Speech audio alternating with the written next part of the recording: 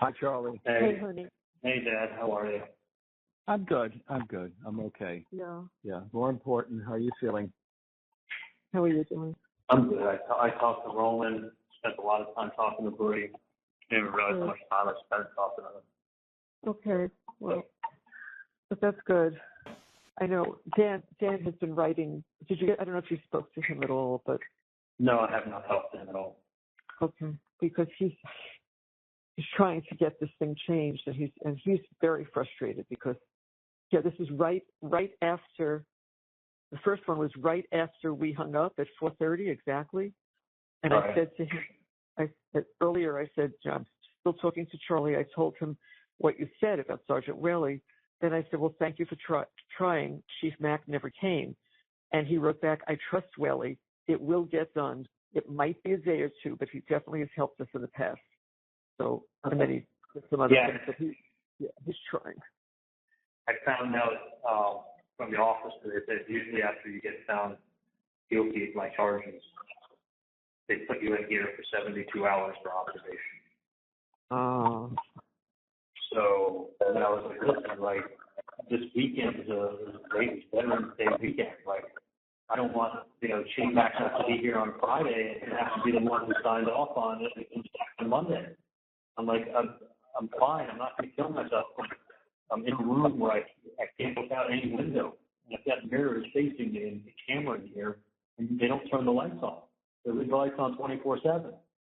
So it's like, I have these bright lights on my eyes, and I'm like not able to look past 6 feet of concrete in front of me with blood and shit all over it and piss on the floors. Like, that's not right. Like, you're trying to, my mental health is not getting better by locking me in a box. Who did you say that to? One of the officers, and she said, well, I'm going to try to talk to my lieutenant tomorrow, and when I'm on the day shift tomorrow, she'll be expires. Because it's already been over 48 hours. So. It's only been 48 hours. And honestly, it's been 4 weeks. It's been 48 hours, a little more than that. So tomorrow, why can't it? Yeah, but who knows? He may only be on day shift, and in 48 hours, it means tomorrow evening, he'd be gone. He may be done Friday, Saturday, Sunday, and he'd come back and let you out on Monday. Yeah, you got to. That's why I'm trying to get out before the weekend of the Veterans Day weekend. He may be on like a different schedule than most people. He may be like a 9 to 5 in government hours. Yeah, I'll talk to Dan in the morning. I'll explain that to him. I haven't called Dan at all because he's given me so much of his time. And he doesn't need to listen to me now. I'm sure he's very pissed off himself. He's very upset, actually. He's very upset. I mean, he made a lot of promises and didn't fulfill them, and it wasn't his fault. It was, and I was talking to Bree about it, and I don't know if I told you this. I had people who came in when I said, "Do you know anything about the case?" They go, "Well, I listened to a podcast over my dead body, and saw the Dateline or 2020 episode also. But we think that you could separate how you feel and listen to the rules of law and judge him fairly with what you just said that you viewed." Oh yeah, I can. Okay. Tell me they were scratched.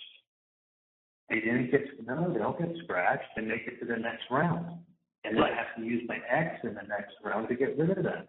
So I'm using my X's to get rid of, listen, if you sat, I haven't listened to it, but I get the feeling, if you sat and listened to a 6-part podcast about my case, it tells me you're overly interested, and it tells me that you've been tainted. Okay, now you tell us that you can totally separate yourself from any ideas or opinions you had after listening to that. Well, how are you going to remove that section of your brain that comes to that conclusion? Like, that's the question that you asked. It was a very polite way of saying, like, you can't get the shit out of your head. You already have thoughts and ideas and beliefs. You're coming in with beliefs. Beliefs don't disappear because somebody says don't think like that anymore. You still have, everyone's got their experiences and beliefs that they ingrain coming in. I should have people who haven't heard of the case. Of course. problem is, as officers have told me, you have to be living underneath a rock if you said you had a murder case, or you'd be lying. And the more I talked about it with you today, and talked about it with Brady, there was not. So this is what I'm saying. So they come in and they listen to the podcast, and they make it to the next round. So over the 152 people, we had 92 people getting struck for cause. That means they said something that prevented them by law from being on my jury. They eliminated themselves by saying something. 92 people out of 150. I don't understand how that's not a reason immediately to be struck. You shouldn't have to use a cross on that. That's insane. No. She just said she can listen to the rules of law. She can judge me fairly.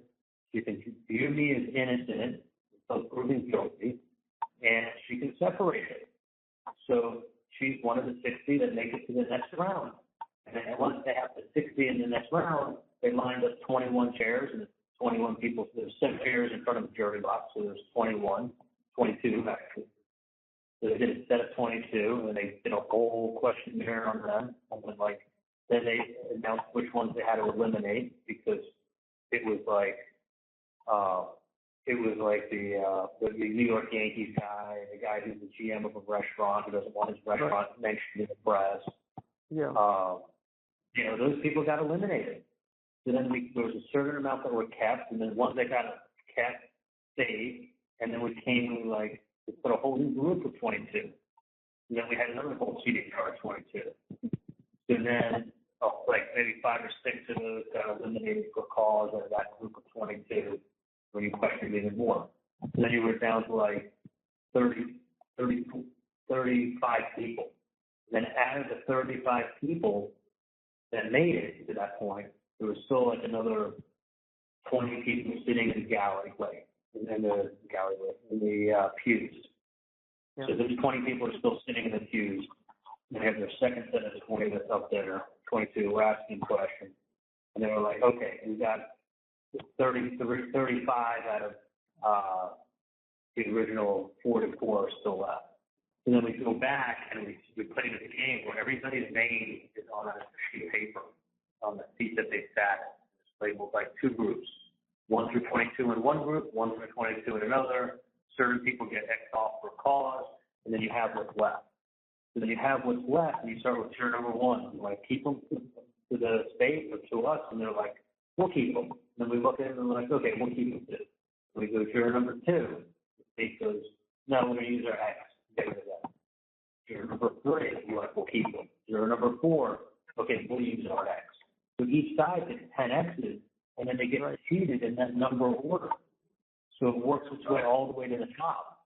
So if you have a horrible juror, but he's number juror 35, you may never get to him. You may not have to use your X to get rid of him. So it's kind of a game. You don't want to, you're each going one turn, then their turn, one turn, then their turn to use your strikes. But at the end of the day, I can tell you that as the jurors who made it through the original questionnaire, I would have to say 2 in 10 were probably good jurors for me. That he was going to know this guy, this dude is Tallahassee. What's that? I missed that. 2 in 10 were probably what? I couldn't hear that. I'm sorry. I would say 2 in 10 that made it to the next round would have been jurors that would have been good for me. They would have given me a fair shot.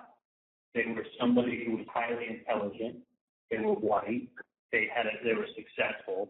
They were 2 in 10 were good jurors. Like that juror number 15, I said to Dan from the beginning, I'm like, I love that guy. He's going to be perfect for us. He's exactly what we need. We said that to each other. The whole time he's on the jury, he's shaking his head and nodding with us. He told Dan that he would have acquitted me. I know. It would have. Put next on. And these other two that you felt were good, they X'd them out? Anybody that would really be one of the guys said, you know what, I'm a former law enforcement officer, so we're thinking you did do really bad. And he goes, you know what, though? He goes, I was a law enforcement officer for 15 years, and I was falsely accused of beating my wife. And I lost my entire life. I got arrested. arrested, all these people turned backs on me, all these friends that I thought I had at law enforcement wanted nothing to do with me, and I got judged and I was totally innocent, and it ruined my life. So I don't judge, because when I first started off in law enforcement, I thought everybody was guilty. And he's like, I look at this guy, he goes, he looks like my brother. He really does. I think I could definitely treat him fairly. I would give him a fair shake. I know what it's like to be falsely accused of something I didn't do. Like, I would definitely give him a fair shake. Guess what? Keep it close. They X'd him off. So, do you remember 15? That was the one who told Dan he would have acquitted me. Right. We got X'd off. Another guy that would have been great for me, he got X'd off. So it was like we were getting the 2 and 10 that were going to be good for me. And we knew that because we were asking questions just like they were asking questions, and we were trying to find out, what are these people like? What, the normal stuff that you hire a jury consultant for to bring out. Right. And it was like there was so few people that would be good for me. We knew who was going to be good for me, and if they were good for me, they put an X on them. But the problem was that it was only probably 2 and 10 that were going to be good for me. The rest were absolute shit. And I'm sitting there using X's on people who listen to the podcast. Like, to be honest with you, they didn't really do this. Like, it's jury selection, and they had it down to a science. I mean, you should see how much. We had one guy, his last name is Jackson. He comes in, 70-year-old white guy, doesn't really know much about the case, kind of heard something about it years ago, could really treat me fair and everything. Well, I guess the consultants go on everybody's Facebook. They do research on these people. Right. You know what they found? He was posting about the case that he wished he could kill Secreto Garcia. Oh, my God. He was saying that he never posted anything. So after he left the room, the jury consultants brought it up to the judge and said to the judge, "Do you see the problem we're having? People are coming in here and lying to get on the case." And he said, "What do you do?" Or this gentleman that we just interviewed, and we bring him back in because we found the post that he said that he could be fair and didn't know too much about the case, but he's posting about it on his Facebook that 4 months ago he wished he could kill Secreto Garcia and get revenge. He's alive on a case. He's posting about it on his open Facebook, on his public Facebook account. He's posting about the case. Unbelievable. Months ago. And he just came in, well-spoken, white guy, wearing a jacket and a shirt, nice dress shirt, showing up for jury. And that's when Dan was like, "This is scary." Like, this guy just literally came in and lied to all our faces. Like, he's posting about the case on his public Facebook account months ago. That's how involved he is in the case. He's writing about it months ago. He showed up to watch the case in trial. Right, in real time. He showed up to be a member of the audience and watch. It wasn't like a jury. It was not a fair, no, it was. No, it was jury your peers. It was not a fair jury. That's the problem. It was not a chance in fucking hell. Mm. Look, I know I'm not as smart as Dan or Josh, but I can tell you that I felt it in my bones when I was in South Florida. I felt it when, in 2020, I felt it in my bones. I felt it in my gut. I knew that coming up to Tallahassee would not give me a fair shot in a million fucking years. And it was because of the amount of press that I was hearing that it was generating, the podcast, the small town.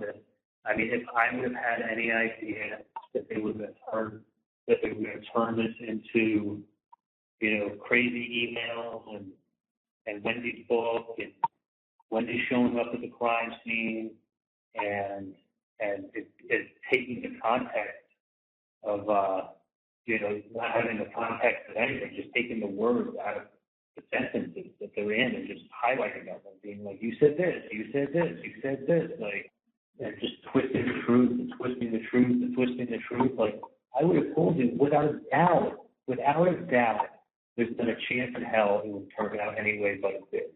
The only difference was I had Dan telling me, and other people too out in South Florida, other people in South Florida, and then Dan when I got up here, that's like, look, we're going to make sure that you get a fair jury.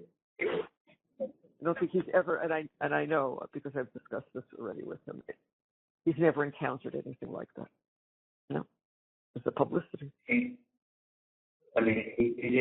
was, Mom. It was so for Dan, and you got to understand that he was telling me, look, if I give you a score of 70 on how you testify, if you get a 70 on how you testify, I'm driving you home. He's like, every way he plays this case out, he's like, I can get you to the finish line, but if you score a 70, I drive you home. I get done, I go, what's my score? How did I do? He goes, you get a 95. You get a 95 because the consultants were very impressed with you. Everybody was impressed with you. He was showing me text messages people were sending him. He's like, look, the worst we're going to do is hang. He's like, I think we're going to win now. I really do. Like, he said, look, everything on the case, if you would have told me 2 weeks ago we'd be at this point in the case, because I would be ecstatic. That sure is. I don't understand. He said that jury, it wasn't that jury. It's the town. I know. It's not that jury. You got to realize there wasn't one person that voted for me. Not one. Like, this is a first-degree murder case. Not one. It has to be so slammed shut that you know what happened. Not like, hey, y'all, use your common sense. The TV, the phone calls to the landline, the route that Wendy took that morning. Like, come on now. What does it all add up to? Like, all this code talk. Like, no TV code. Wendy went the route she always went and never goes to a liquor store, so she went the only way she knows how to go, picking up a bottle for a party. But it's like, it's just, her using Wendy's book with a line that she wrote in there 6 years ago to really make it seem like this actress, this phony actress, thinks Tallahassee's a shit town on the way to civilization.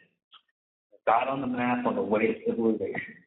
Like, if you could spit in those people's faces and say, I'm smarter than you, I'm richer than you, I'm better than you, and I'm headed to Miami, that's exactly what you just did when you follow that up with an autopsy photo. There was no fucking way with a presentation like that, with all the exempt, they say it goes towards motive, but like all the fucking bullshit fluff that you put in, there's not a chance in hell you're going to win. Not a chance in hell. And especially not when I'm able to find 2 out of 10 good jurors, but I'm using my exes to get people off who are watching the podcast.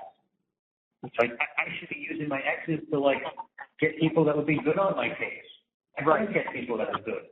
There's a few good ones were taken care of by the state. In my case, you were either a good juror or a really bad juror. I mean, I know it sounds like, oh, they're good for me, they're bad for the state, but it's like everybody was for the state except for a small handful, and you can easily identify them. They spoke their mind. They told you that you really felt that they could give you a fair shot, and they looked like somebody that would have come from an educated, successful background. Yeah. Not the guy who makes $12 an hour working at the Florida State bookstore. You think he's ever written a book? Do you think he wants to read about an author shitting on Tallahassee on our way down to Miami? Like, this wasn't that Dan misread the jury. This isn't that Dan misread what Tallahassee was.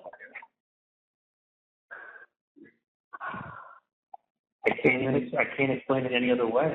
Like, the case came in great. She's showing demonstrators of me calling the home phone that we've had since 1976. Probably because I knew my parents were in the house and they don't get great reception unless I call the landline when they're in the house. They get better reception on the landline. That's the only reason I would call that. And I'm calling from my cell phone. She used that demonstrative twice. I know, which made no sense. It does make sense. It was statistically significant. They didn't care that you were only at that address for 65 days in 2014. They put a timeline up to the end of 16. And what did they show? 99.8% of the time I don't call that phone. 99.8%. When do I call it? When they're making a first trip, when they're making a second trip. Y'all decide. Use your common sense. There's something going on here, ain't it? There's a tie. There's a commonality. I mean, there is a commonality. I'm not going to lie, but it just happens to be like that. Well, how many times are you going to say it just happens to be like that? You know, and then they keep referring back to the crazy emails and Wendy wanted to get the hell out of Tallahassee, and then Wendy changed the names of the boys, and then Wendy kept the boys from seeing their parents. Like, you paint a horrible picture, and you tie it together with Wendy's book and your emails, and you spin a story. And these people don't know me from Adam. They know there's stuff in the legislature to let grandparents see kids because of Wendy. Do you think they're doing that for fun, or you think really Wendy's keeping her grandkids from the grandparents? What's the perception? Mom.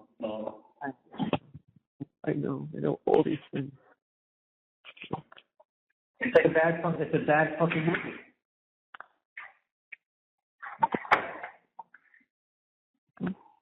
Yeah. Sorry, I'm just like now I'm not in my shock stage. Now I'm in my angry stage. Yeah, well, you deserve the right to be angry. I go from shock to anger, sad, to anger, shock. I mean, it's people with a brain watch my testimony. They recognize this. Holy shit, there is something here. Yeah. Shit, he's getting security cameras in his house and his office. It was advanced in weeks. It was actually within days. It wasn't weeks. It was 8 days later they got installed. So 9 days later. So, he wanted to get cameras anyway. Yeah, we talked about it, but I never really moved on it until this. Yeah. But called the guy up 2 days later and scheduled him for that weekend. It was within the week. Cameras were getting installed the following weekend. The following Saturday. This happened on the 18th, Friday. The following weekend it was getting installed. And I was writing him a check as he was finishing up Monday. You know, so it's like, it doesn't matter. It wasn't the evidence that was stacked against you. It was the total package they were able to paint. You know what it was? It was just a total. It was a Dateline special. It was let me get him on the stand and drill him. Okay, we got nowhere. Let's just do Dateline. Let's do Dateline with autopsy photos. Come on, y'all. Use your brain. Use your brain. Like, you know what? I knew in my bones when I was down south that if I ever came up to Tallahassee, I would never have a shot in the world. Especially not with the climate and how big of a case this was to Kappelman and all the extrinsic storytelling, finger pointing, foreshadowing ways she could get people to hate me. The Jew that's infatuated with Nazis, the crazy emails. She was really trying to spin a lot of that stuff with Dave. So I sat up there and I was like, Dave's a great guy, but I think I liked him more than my sister did. But I think I did a good job of explaining, like, Dave's birthday's in April, my sister's birthday's in April, the wiretap started in April. And I made a point of saying my nephew farted on his head and he thought it was funny. Like, he loves those boys. Like, that's what I like most about it. I thought it would have been a great opportunity for my sister that she'd be passing up. So I tried to convince her to, she knew him for 2 years. It wasn't like she just met the guy on a dating app. Like, he was the total package, but I guess I liked him more than my sister did. Sure, you but like that. So real, so natural, so honest. Yeah. You did. Like, she was spinning the day calls to make it be like we're meddling in her business. No, that was one of her best friends, and she really loved it, just not in a relationship way. But she'd been with him for 2 years, and her birthday was coming up, and she wasn't going to invite him to the birthday, so we thought she was making a big mistake, and she didn't. I was looking out for her. Like, I didn't force her or anything to date. I was just trying to talk some sense to her. Like, I care about her. How was it feel? And she was trying to send those days calls like it was like an example of us meddling in Wendy's love life. Like, this whole thing was a TV production.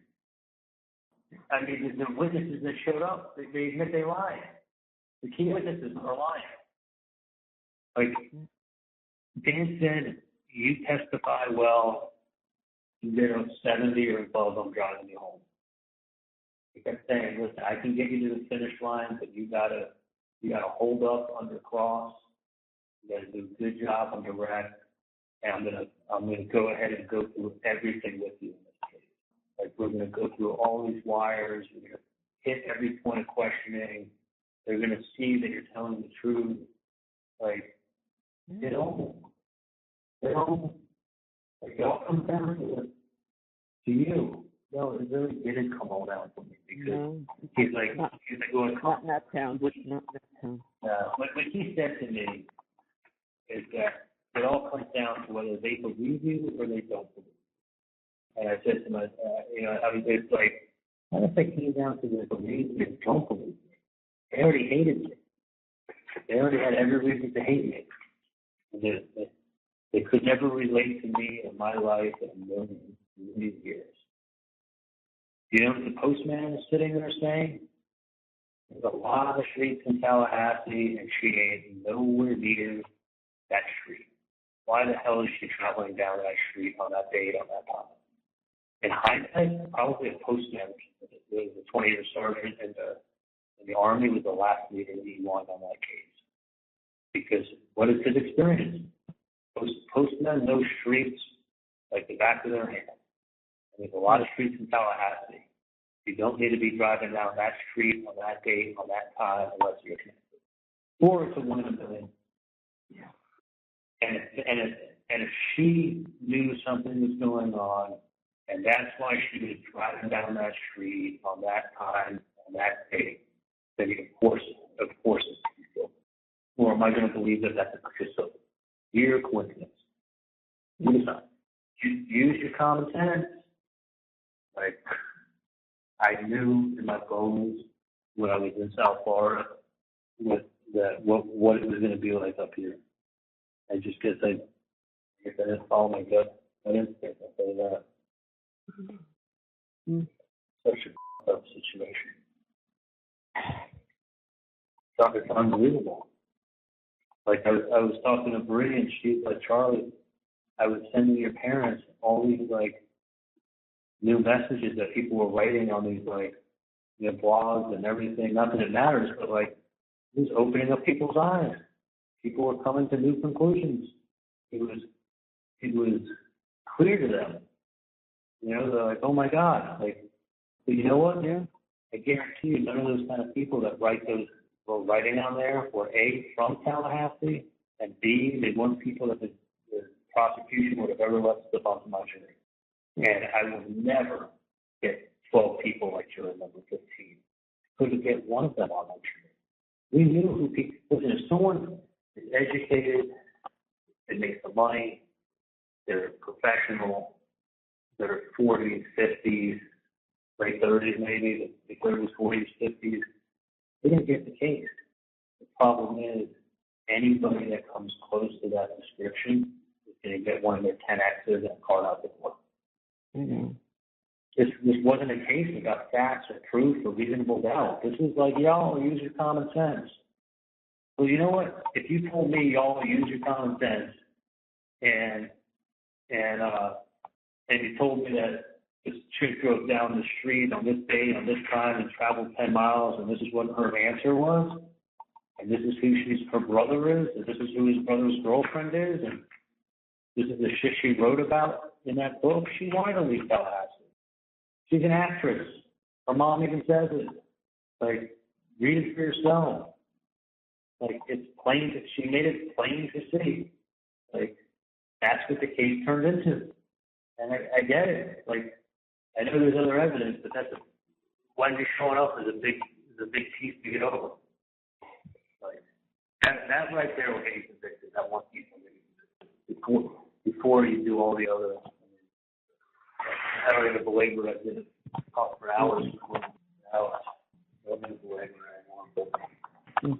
But what I mean, with all that extrinsic shit, that became the case. Like, it didn't become Luis Rivera said it could have been. It didn't become the other witness is still lying. Like, she shows up and just lying again and again and again and again.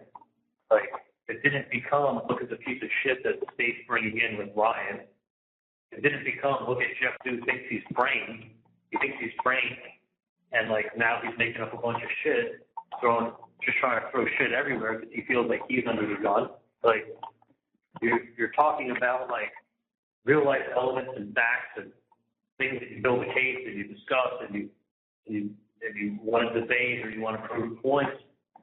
This closing was nothing but Dateline with autopsy photos. I mean, if you ask me, it should be grounds for appeal for the basis that they showed the autopsy photo twice and left it up there for 7 or 8 minutes each time. Like, no one's debating that he was brutally killed, but it's like what you're tormenting these people with is you're playing with their emotions. Not only are they upset, you're showing them the before picture, the after picture. You're showing it to them twice.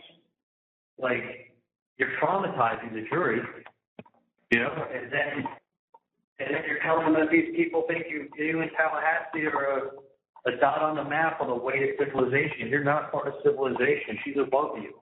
She's above you, and she showed up there when this was done. That's basically what she was showing. And who benefited from this happening? Who got what she wanted?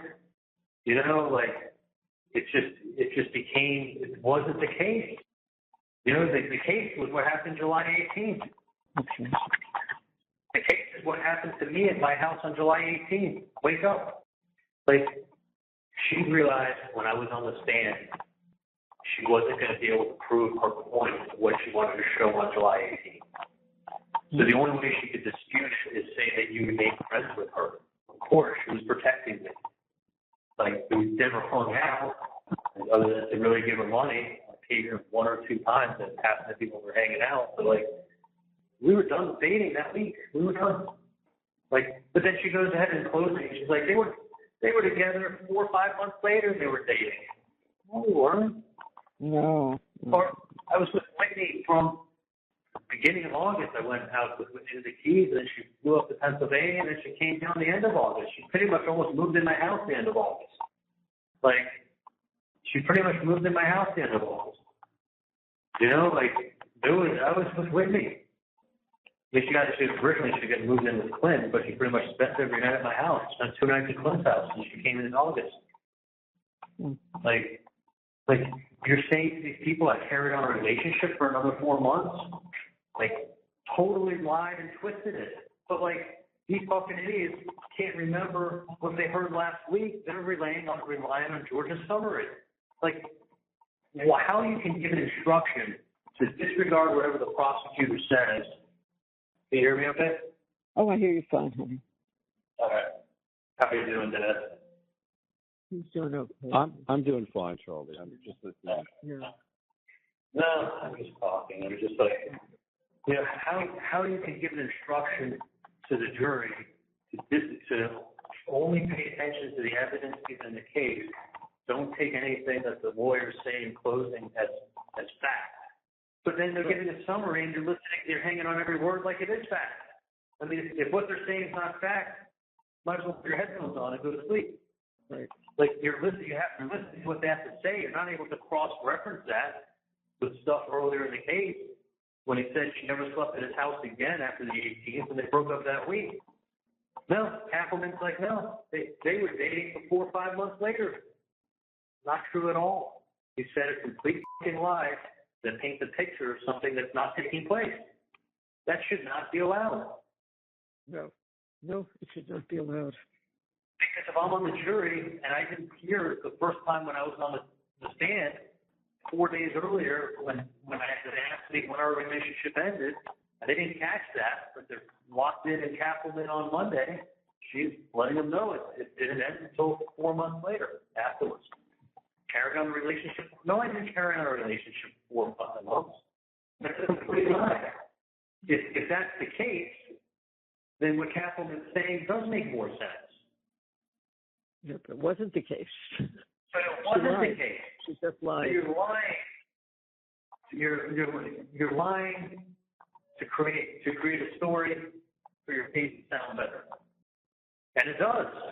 Like, it does. I can't see how that's not appealable. That, like, she's telling the jury that we carried on a relationship for 4 or 5 months when we were done that week. Without any proof. I mean, she just said it. Yeah. Just said it.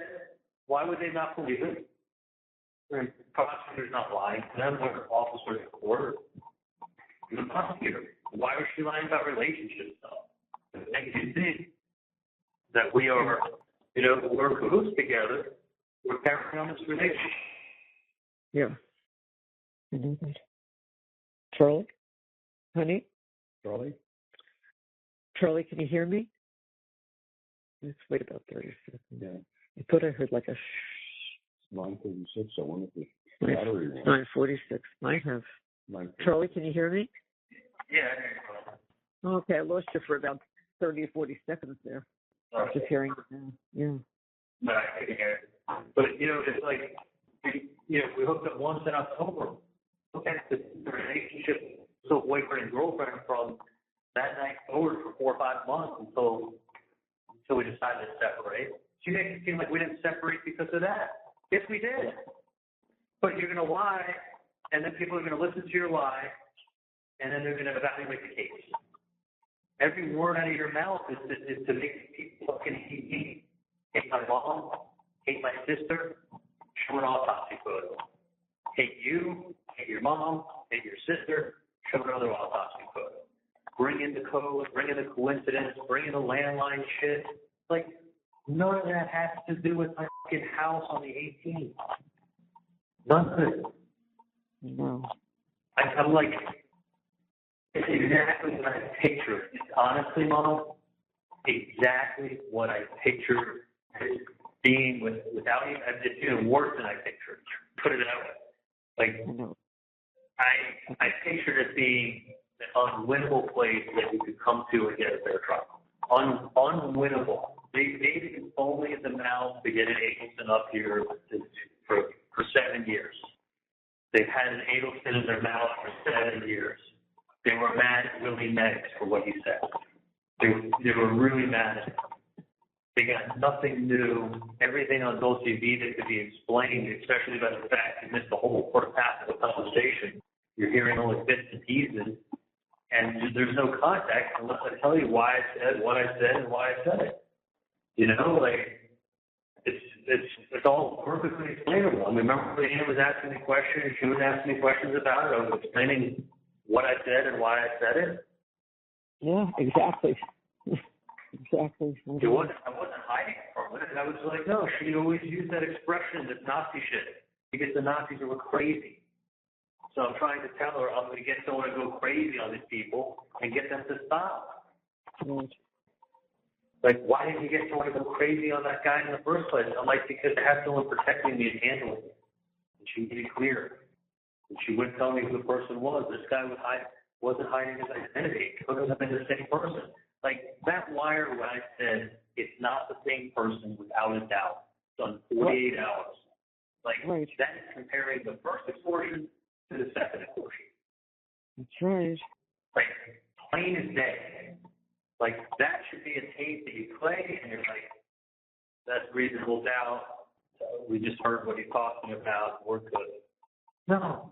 We're building a case on Wendy's book, her mom's emails, Wendy's travel plans that day. Like, the code word TV, the home phone line.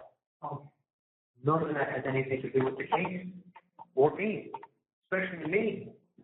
But it's like, what are the chances of her showing up there on that day, that time, that street, and she's not involved? Oh.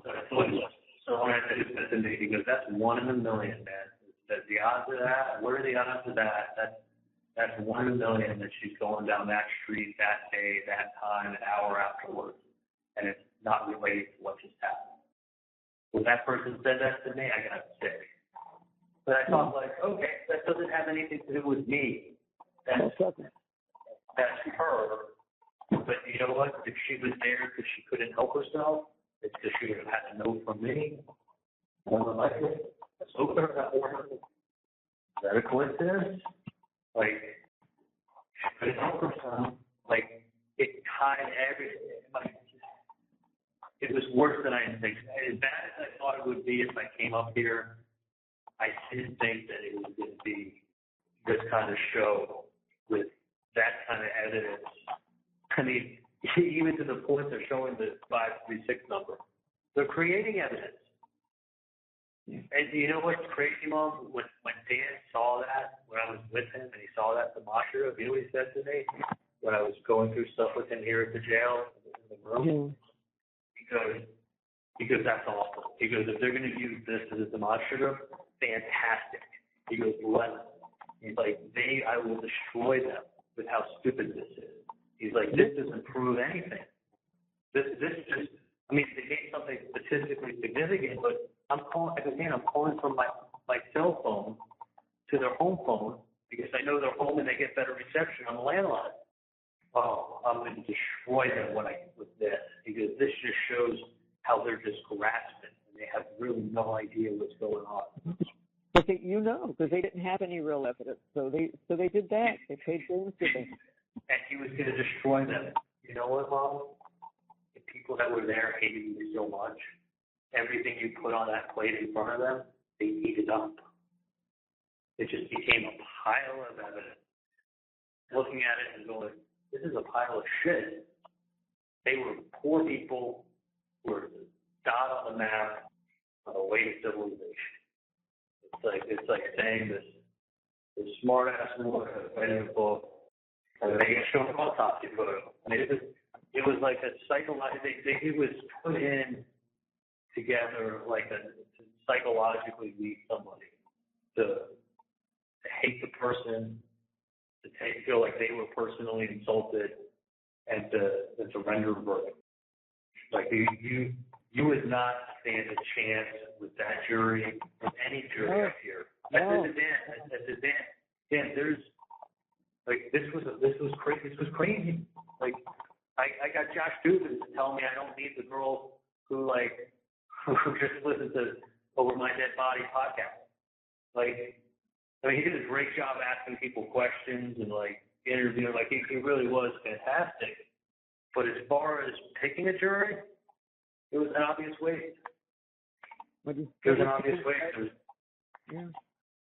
You know, it was an obvious waste. I don't even think and because Dan said to me, he just looked at it, they didn't believe me. Because they didn't believe, they had to believe, and maybe he's just talking, you know, it was like, they didn't believe what you said is what actually happened. But I'm like, look at them and look at me and look at my life. Like, they weren't there, and they don't know what my life was like, and they weren't at my house that night. Like, they didn't want to believe me. They couldn't relate to me. They had nothing in common with me. They hated me to begin with. You know, anybody that would have been that would have been a 2 and 10 that you would have said these people would be good for him, they got that. They knew the jurors didn't want that. Okay? It wasn't even about the jurors I didn't want. It was the ones that were terrible. I had to get rid of them. That's what I don't understand how it's not that far. How they could just say, yeah, I could be fair, then move on to the next round. That's all they have to say. I mean, Jesus, you could be a sheriff's officer and come in and it's totally fair. You think you're going to show up to work after you just let me go? Tell your sergeant you let me go? No. All I have to say is I can be totally fair, objective, and follow the rules of law, and then you're not disqualified. So what podcast was it? And they remember the name of the podcast from 4 years earlier. She remembered the name from 2019. 4 years ago, I listened to the podcast and I saw a Dateline. And I've read a little bit about it too because I think it's pretty interesting. Can you be fair? Oh, yeah, no, I definitely can be fair. I mean, I don't need Josh Dubin to sit there and tell me, yeah, you probably want to put an X on this one. You know, he did a great job asking them questions, and we got everybody back there. But like Dan said to me, he said, I don't know how truthful or true it was with us. You don't know how what? I didn't hear that. All right, he said, I don't know how truthful or jury was with us. I mean, you don't know what you don't know. And when they tell you they know nothing, then what's your follow-up question? Where did you get your news for? I don't really like news. I don't have TV. I like to work and garden. And I don't really know much about it. You can go up there and grab every day, and they know a lot about the case, and I'm looking forward to getting on it. You know, but I can tell you this: 5 people had law enforcement in their family, and 3 people, either them or their spouse, worked at Florida State. Yeah, I mean, I don't understand that. They shouldn't have been on the jury. Certainly the law enforcement. Definitely, they had law enforcement in their family. The problem is this is a law enforcement community. You know, you're not going to go to church and not know 10 police officers that go to your church. There's nine law enforcement agencies in Tallahassee. 9. You know, FDLE, Highway Patrol, Sheriff's Office, Tallahassee Police, you got Capitol Police, you got the FBI. Like, there's a lot of agencies that Aaron comes up with. I was told there's actually 9. So it's pretty likely you got someone in your family that's a police officer or a friend of a police officer or you work at Florida State or your spouse works at Florida State or, you know, I mean, you're looking at this batch club that worked at the bookstore at Florida State, learning it's Florida State here, duty. You know, sitting there looking at Florida State kind of little shirt. Thinking to myself, like, guy makes $12 an hour of books to him when he's writing a book, Trash in Tallahassee on the way to Miami. Just like in the book. Small God on the map on the way to civilization. Like, all that was in the case for one reason only. And it was just to get people paid. You know, why do you think she was asking me, what does Bree do for Dave? And how old is she? Yeah, I know. I heard these questions, and Ted and I are looking at each other like, what? What's she asking? Makes no sense. Because she knew that she was the nanny, so she was thinking this girl was like, could have been 16, 17, 18. Yeah. You know, and it would have sounded like scandalous. That's why I answered her. I said, no, she graduated college, and then she went to work for Dave. She's 24. And that position, she's the mother of my child. That's her. Very nice. Very actually appreciated talking about it. Saying that she went to college, not just saying she was the nanny, you know? That's right. Yeah, I started off by saying she went to college for 4 years, or 6 days. She went to college, she graduated, and then she went to work for Dave. Like, totally takes her away from the down point of saying, like, oh, was she 18? Yeah. That's where she was headed with it. It's the way everything else was like, what she did was she knew she wasn't going to win on cross-examination with me. No, she lost on that afterwards. Everybody said she totally lost. Yeah. She totally lost. She totally got corrected multiple times. I knew the wires better than her. I know the case better than her. She lost. So when a prosecutor has the defendant on the stand and she gets nowhere, she's getting put in her place, what does she do? She puts on a Dateline TV show for 2 hours for autopsy witness.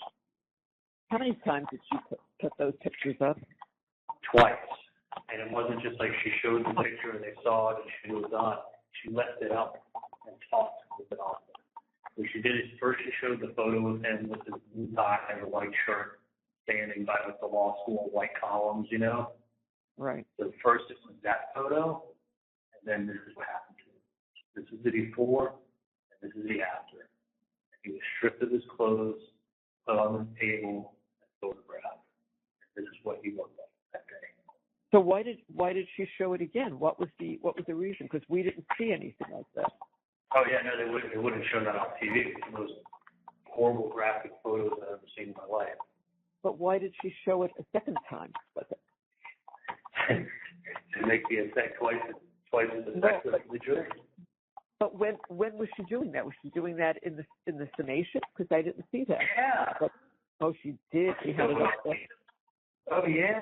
Listen, behind her, like facing the jury, is a screen that's hanging down and bigger than a projector screen you have in the old house. It's probably like 8 feet wide, like 6 feet high. It's at least 8 by 6, 10 by 12. So when they're putting things on the projector or the elbow, that's what is being projected in front of the jury. It's like bright LED light. So they're sitting there, and after they get, and it was timed obviously, and she knew what her script was, so it was kind of like, get the insulting things from Wendy about people in Tallahassee and her desire to live down south. She belittles Tallahassee. She lied about belittling Tallahassee. And then her mother wants her to come down south. And then next thing you know, you see an autopsy photo of Dan. You got your motive. You see what happens. And you get sick. And you got your little princess writing a story, foreshadowing, saying it's just a fictional place. But let's be honest, like, it was North Florida State. The girl was an immigration lawyer, married to a college professor with 2 small children, boys, in a town that sounds just like Tallahassee. Like, you'd be lying if you said it wasn't wrong about Florida State. Her life in the Panhandle or somewhere in North Florida. And it was just a small stop on the map on the way to civilization. I mean, listen, it's just a line in a book, but you got to admit it's perfectly good with Kaplan's story. I did. Totally did. I just took you off speaker because while we were talking, Dad just fell asleep. So I'm just putting you in my ear. Yeah, no. That's good. The manic is probably kicking in, huh? Yeah, he needs that. Definitely keep him taking advantage because it's not worth on a heart attack or an overload issue. No. That would really fucking good. Completely. Oh. Look, I have a lot of information. I'm working on getting an appeals attorney, and yes, there are specific things that you can get an appeal for, but there are also extenuating circumstances, which is what I'm going for. So let's give it a little bit of a chance. What I'm confused about, and I need to talk to Dan about tomorrow, is I don't know if it has to be filed within 30 days or 60 days. So if it's 30, I gotta get moving on this. Okay. Yeah. So no, it has to be extenuating circumstances. Like I'm just like that's how I feel. I mean, listen, I know everybody who loses a trial must feel that way, but like, no, this is different. This is different. Like this has to be part of a fucking bad movie. Like Dan's been doing this for 25 years. Like he would never be saying the things he was saying. Of course not. Oh my God. Of course not. It makes him look like a fool. Yes. Like especially when I did as well as I did, and he did as well as he did.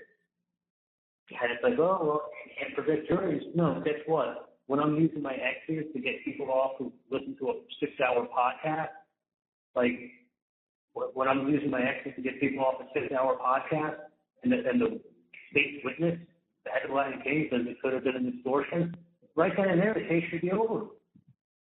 That's what it's about. Not Wendy's book. It's her foreshadowing and her travel plans of that day, and me calling. I'm sitting there and I'm writing post-it note after post-it note after post-it and handing it to Dan, and he's just like, stop it. And okay, like obviously he can't do anything about it. He's gonna do his little shtick, but like that's what it was. It was a little shtick. He didn't have, photos that were gonna shake everybody to the core. He had puzzle pieces saying, hey, they don't fit. Guess what? These people just saw the most graphic photos of their life left on the screen multiple times. The autopsy photos. Like, horrible photos. Like, Mm-hmm. The kind of stuff that people see probably when they go to war. They get PTSD from what they saw. And then leaving on the after talking about Wendy going, writing her book, taking a shit on you on the way down south. Use your common sense, guys. Listen, when someone talks to you like that, that's just saying like, yeah, you're smarter than they are. You get the final word. Like, you're gonna buy this shit? Like, no. Why don't you listen to the witnesses? Listen to Luis Rivera. He said this could have been an extortion. Yeah. Like that, your own state's witness. He's like, I was lied to. Okay, that's all enough that you to quit right there. But it's not that. They confuse them with so much other extemporary bullshit. Just bullshit. Yeah, that's what it was. Bullshit. Yeah, literally. Because it's funny. It made so much sense. Brian Watson at one point said to me, Charlie, if they ever find out the exact code on that TV, that he would be screwed. Brian, do you know why they're never going to figure out what the code is? Exactly what it is? He goes, well, why? What's that? I go, there is no fucking code. You can't figure out code when there is none. So I can promise you in 1 billion years it will never be figured out because there was never one. He's like, man, that's just really unfortunate that happened. And and it's easy things to grab hold of. There has to be something they can understand and remember because it's easy. Yeah. And hey, listen. When the person shows up at the scene of the crime, they can almost get planned on being arrested just for that. Right. I know. And here, suspect numero uno shows up at the scene of the crime that morning, an hour afterwards, by coincidence. My friend from Detroit said that's 1 in a million. Yeah. I know.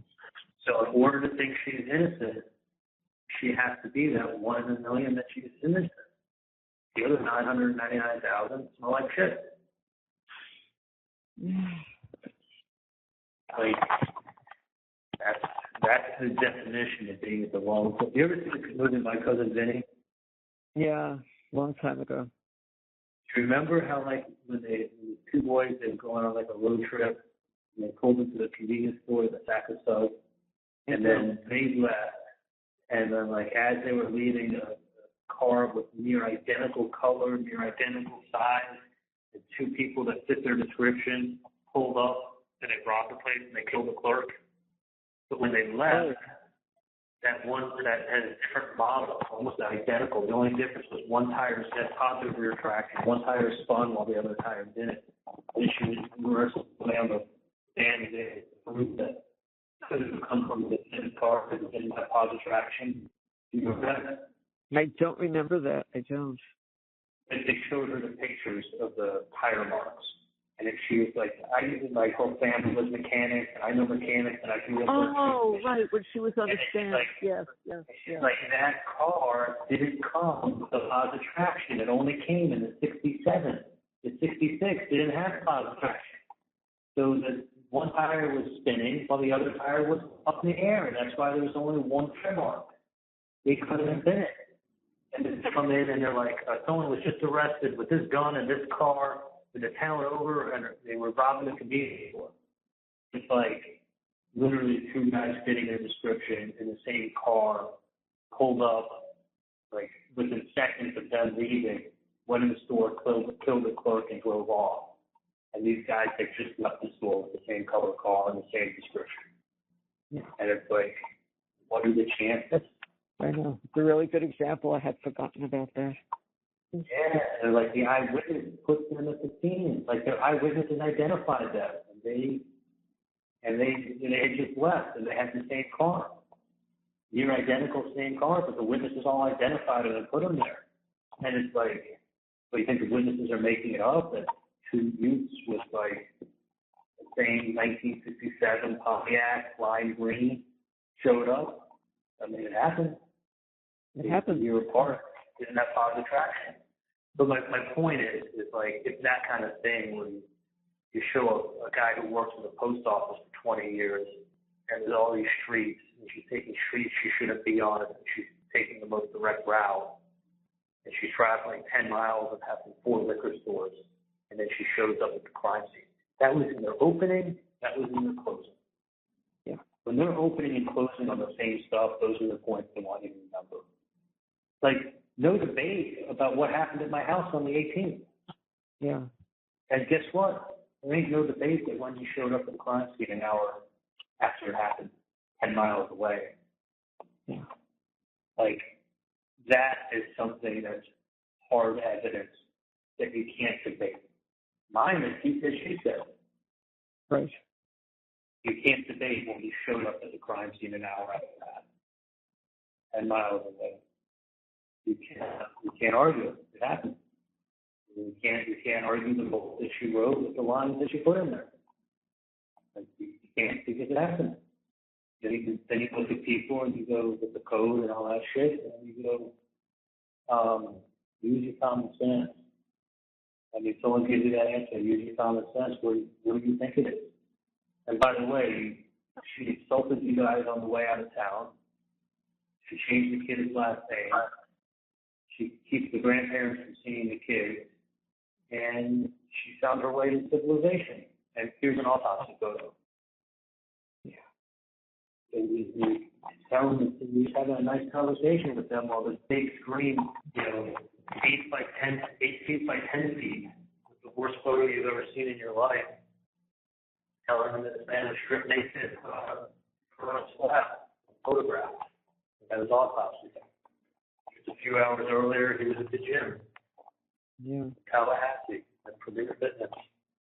And he suffered for 14 hours. Like, you feel horrible.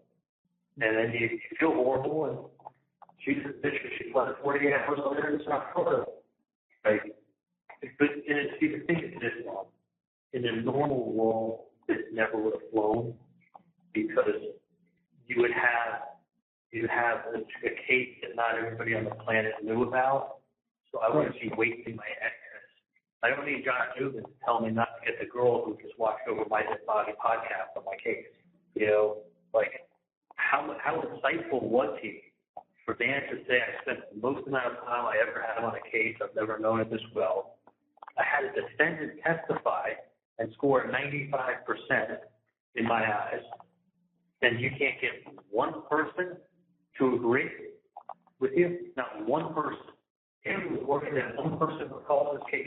Because usually when I have a case, I always want to get at least one person on there to agree with me, so I know at least it's going to be a hung jury.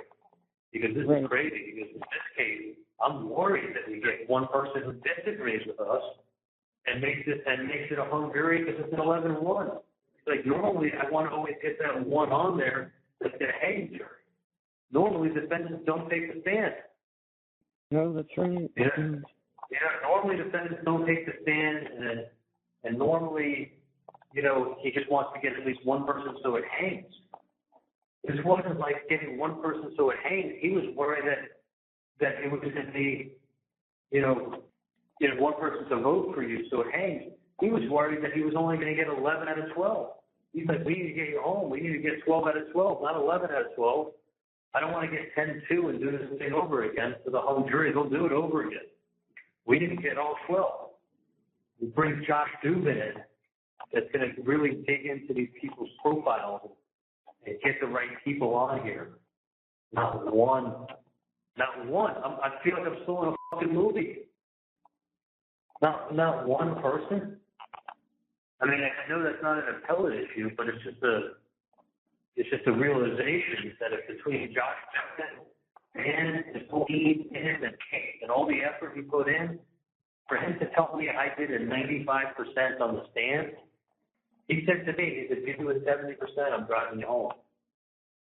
There's not a doubt in my mind. You do 70%, I'm driving you home. He said, that's all you got to get. He said, you got a 95 because this is the best you ever testified. This is the best I've seen. You're sharp. To the point, you you made your points, you didn't make a big deal about everything of her, you didn't look cool. Like, you carried the day. This was all you, man. Yeah. This was you, man. You carried the day. Like, I got you there, but you did it, man. We were so pumped last Friday. I know. We were I haven't talked oh my God. I haven't talked to Michael in a long time. And I called him up on the phone. Right? I mean, it's got to be last time I talked to him was 118 days. So I called him up on the phone and I was like, he was like, man, you did fantastic. He's like, I was impressed with you. He's like, she was getting frustrated with you. Like, he's like, she was like, I knew she was frustrated with you. She started asking you, how old is Brady? And what does she do for Dave? I'm like, yeah. I'm like, we really worked hard and the case came in good. And Dan's a closer. Dan walks around saying his specialty is closing. Like, he's not, he's as good as they come, and his specialty is closing. Like, I'm literally giving away all my stuff, taking my phone numbers with me to court, because I don't think they're going to bring me back as high profile, which is going to release me from the courthouse. Really, I think everyone was just blindsided by that. Really, everyone. I mean, it's not an appellate issue to go, hey, we were blindsided by the verdict. Like, you're incomprehensible. No. But not here. No. It's supposed to be unpredictable. Listen, not when you have everything come in perfect and Josh Dubin picking the jury. This wasn't me picking the jury. This was Josh Dubin picking the jury. Like, that's impossible for everything to come in perfect and even better. I mean, he's been with witnesses. He got more out of Luis Rivera than he thought he'd get. Yeah. He got more out of other people than he thought he got. He got them to admit that they didn't have to admit. I mean, they said to Luis Rivera, could it have been an extortion? He's like, could have been. She lied to me. Yeah. He didn't have to say that. He could just go, I don't know. Yeah. He could give you I don't knows all day. He gave him something huge. If those facts didn't need anything, we had a pile of shit. You had a pile of shit sitting next to the jury, dropped off by someone who was on their way to Miami, like she said she wanted to be in the book. She belittled you people from Tallahassee, and she made her way to the big city of Miami. And she even wrote about it. She wrote what she was going to do, and then she did it, and she showed up at the meeting. Now you see why, like, those people fucking hate me. You put all that in there, and then you show it on autopsy photos for 10 minutes and just talk about things. That's not a PowerPoint. You shouldn't be allowed to, like, I mean, maybe it's an appellate issue that she showed it twice. Maybe it's an appellate issue for how long she left it up there. But she was basically just lying her ass off and then showing autopsy photos. And I mean, listen, Dan never thought that it would have been like this up there. He never would have spoken like he did. Never had anything like this. Did he say he's never seen anything like this? Pretty much. Did he, sorry, Mom, it just doesn't seem real. No, I know it doesn't seem real to us either. No. It's time to set the phone to 10:30 or no? 45. Yeah, Dad's asking me, he doesn't want you to get cut off. Is it 10:30 or 10:45 that they cut it off? It should be 10:45 when the phone cuts off. It just happened to pick up my tablet at 10:30 yesterday. Okay. I didn't want you to get cut. Okay. But it's like, I mean, it doesn't seem real. I'm feeling a little better now talking to you guys, talking to Bree tonight. But we'll get the appellate lawyers as soon as they say. I don't want to spend a fortune, but we got to get somebody good. I'm going to save money now. Charlie, I'm getting names tomorrow, so trust me, I'm on it. I'm trying. We get names, and I'll have to talk to you, and yeah. I mean, listen, we brought in Josh Dubin. Like, this is not Charlie and Dan picking a jury and, oh, we screwed up. This is somebody who wrote the book on jury selection. And then this is a case that came in as a code, like, even better. And then the evidence against me was so unbelievably strong that for 6 years they don't arrest me. Right. And then the evidence didn't change. Yeah. If the evidence didn't change, you're taking the whole case without my mom and sister. Like, the whole case, my mom and sister, there was no talk about, like, behaving. She couldn't get any headway with me, so she did it with everything else. She painted the whole picture, but while she was doing it, she was insulting people in Tallahassee. That's honest to God, that's where you lose people. Race, religion, and insulting person. And she knew it. You know, and you spin race, religion, insult them personally, put together dateline, and then you throw some autopsy photos in. And then before it's over, you throw some more autopsy photos in. And you get sick. You get angry, you feel insulted. You feel like you're smarter than this person that's doing this. And this person's arrogant. This person thinks he's untouchable. What are they telling you when they're saying that and showing you autopsy photos? Oh, I'll show him who's untouchable. He thinks he's arrogant, Ms. Kappelman? She's saying I'm arrogant. I'm arrogant, I'm untouchable, and I'm showing you the autopsy photos. You want to get somebody back when you're being like, when the person's saying that they think they're better than you, they think they're smarter than you, they're writing books. They're telegraphing their moves in the book. Use your common sense. The girl showing up at the crime scene is writing a fucking book. She's telling you where she's moving.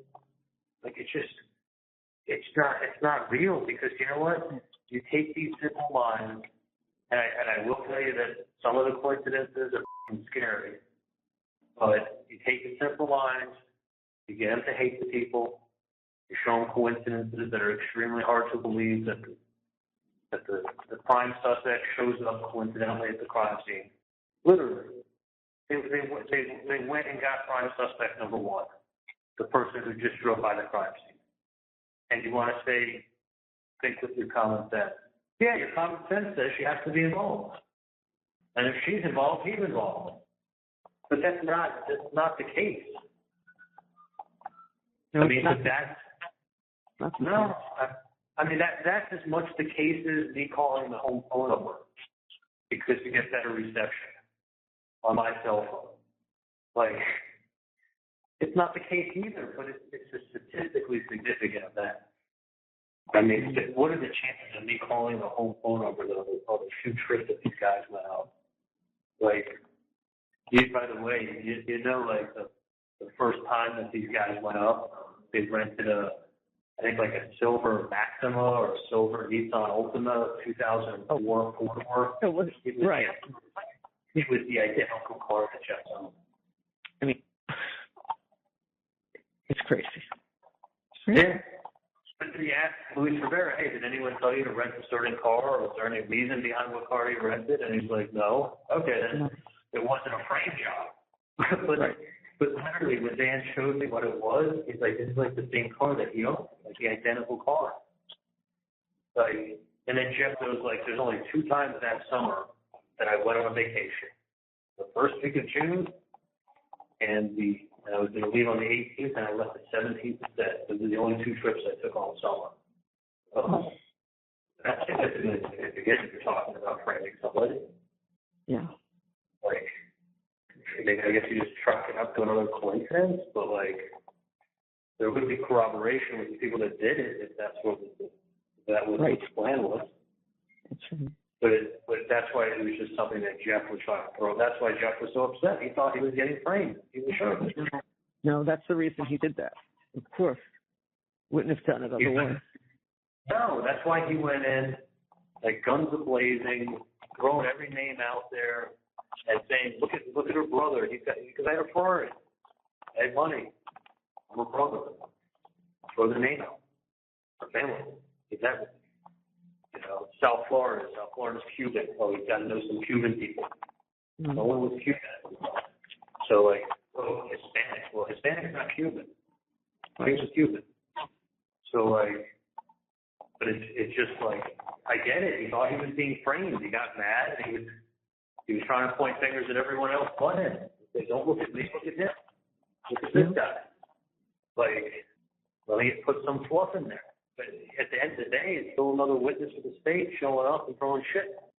So it's like if they can make Wendy look bad, if they can make Wendy look as guilty as she can without arresting her, then they can convict me. That's basically what it comes down to. That's basically what it comes down to. If they can make Wendy look as guilty as sin, then I have to be guilty. That's why they were going after Wendy the other day. Yeah, I still say, like, what are the chances? Suspect number one, traveling to the crime scene. Yeah. It's so absurd, and yet not for these people. Well, it happened, didn't it? Yeah, it happened. I mean, it's either a coincidence or she's involved. You be the judge. Who benefits? You know what I'm saying? Like, I don't know if beat a dead horse, but that's what the case came down to, and it came down to them getting rid of any possible juror that could have been good for me. And there wasn't many to pick with. It was slim picking. It was slim picking, and anybody who could have been possibly good got X'd off. And with this population, with either slim pickings or they have it out for you. They're gonna have it out for you. Yeah.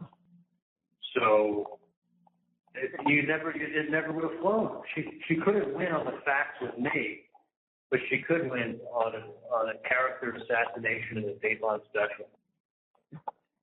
With a slam dunk. I mean, listen, Dan's too smart to really be that wrong. Let me just put it that way. Right. For him, and you know, we both know that's absolutely true. Yeah, this was not a case with the facts. And like at one time, I was going through this case with Dan, and you know what he said to me? He said, "This was a normal case.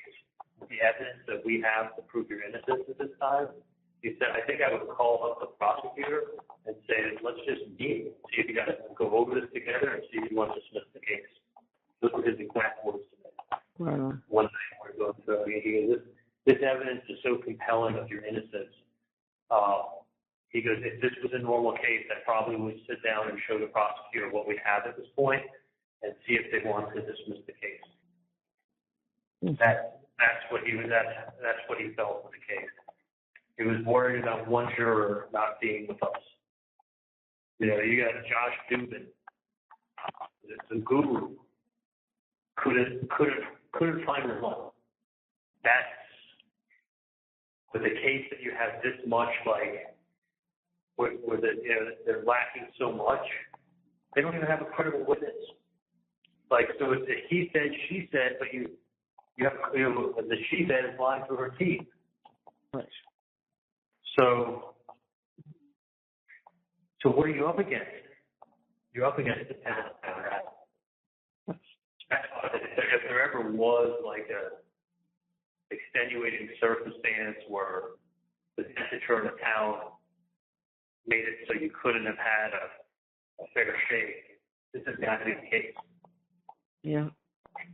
I mean, it has to be. I mean, the case got in that big. If there was ever a case that people said, like, you're not going to get a fair trial if God came down and tried this case, and not because there's, like, overwhelming evidence. There's not. No, But there's overwhelming bullshit that paints a picture that's beyond horrible. It paints a picture, it paints the motive, it makes these people look like horrible people. You lie through your teeth, there is no way you could have brought back Johnny Cochran. You would not have won this case, and not because of evidence, but because of the shit because it was a Dateline special. Like, this can't be the end. That's where we're going to find it. There's enough stuff that needs to be addressed, and I'm not going to give up. We're going to fight it. Well, I just hope that that it's not the kind of thing that gets to, like, judges that only really see the side of the state, and they're like, well, you got screwed. All right. Like, jury spoken. Like I just hope that there's actually extenuating circumstances that people could look at a case and go like, this is too serious of a thing, and the way the state did it. But hey, they convinced the jury. Doesn't matter how they did it, I guess. Well, maybe it does matter how they did it. There are some things in there that may matter.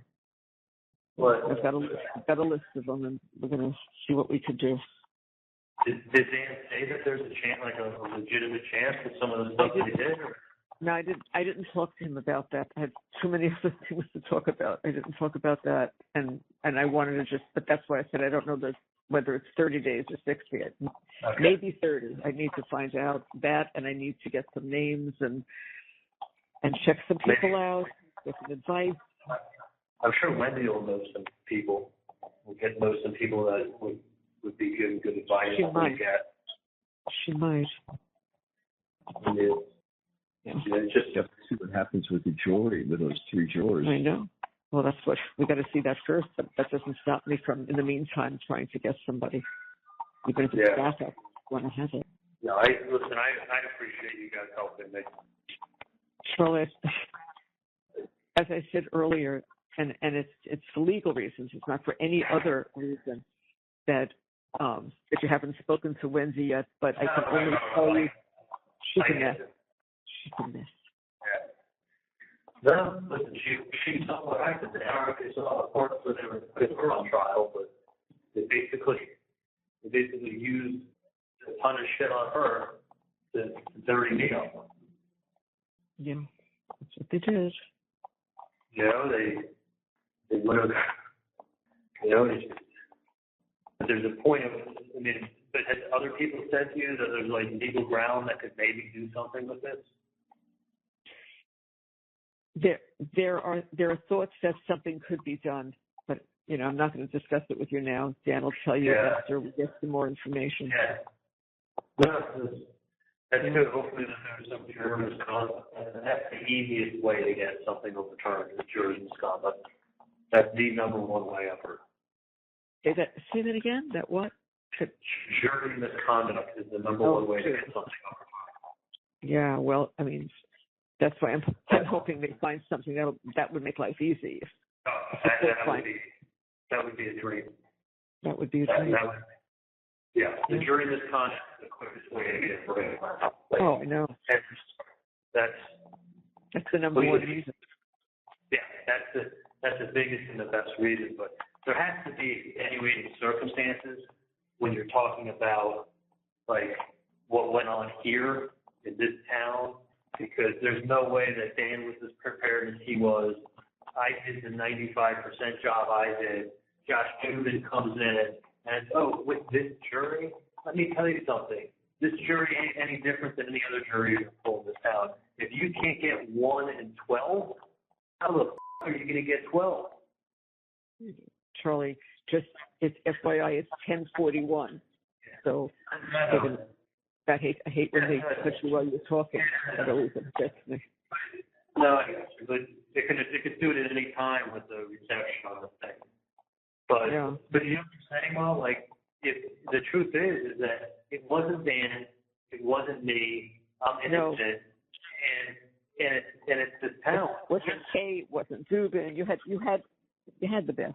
You really had the best. I really had the 18. And you're going to tell me that between Dan, his team, how much evidence that they had that I was innocent, how much things to raise reasonable doubt, that they couldn't come up with one fucking juror to vote for me? Not one. Well, you need 12 to walk out. 12 to get you out the door. We couldn't get one. You think another batch of jurors was going to get me 12 in Tallahassee? Not with that slideshow. Not with that slideshow. She got frustrated with the witness, but the slideshow worked like a charm. You there? I'm here. Maybe up here. But you know, like there's no way that Dan could have been that sure about that case. Like, okay, you could say with that jury, you don't stand a chance. It wasn't that jury because you're gonna tell me another jury you're gonna get 12? No. That ain't gonna happen. The state won't let it. They're gonna have The 2 in 10 that are actually going to give you a fair shot, they're going to take off.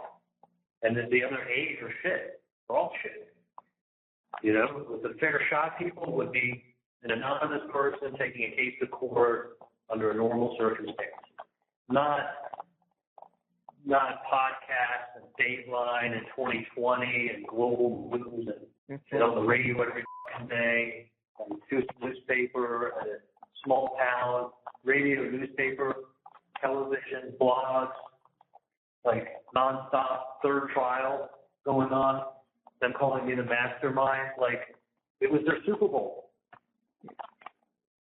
Anyway, I love you guys. I love you too, honey. I love you, Charlie. All right. I'll do better. I do better when I talk to you guys. Good. That's good.